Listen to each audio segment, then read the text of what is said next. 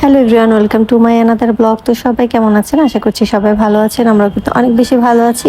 আর এই তো সকালবেলা ঘুম থেকে উঠে ফ্রেশ হয়ে দিনটা শুরু করলাম সেমাই দিয়ে। তো আমরা সবাই মিলে সেমাইটা খেয়ে নিয়েছি। এরপর চলে আসলাম রান্নার ঘরে রান্না করার জন্য। তো রান্না বসিয়ে দিয়েছি। এখানে মুরগি রান্না হচ্ছে, পোলাও ও রোস্ট রান্না করা অলরেডি হয়ে গিয়েছে। এটা সকালে উঠে দিদি রান্না করে ফেলছে।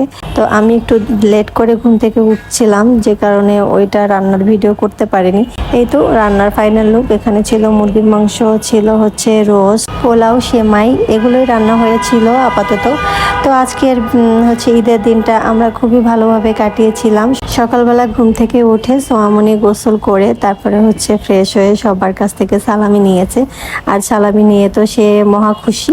এখন আমরা দুপুরের লাঞ্চটা করে একটু ঘুরতে বের হব সবাই মিলে। আর আজকে আমরা ঘুরতে কোথায় কোথায় যাব সেগুলো তো অবশ্যই আপনাদের সাথে শেয়ার করব।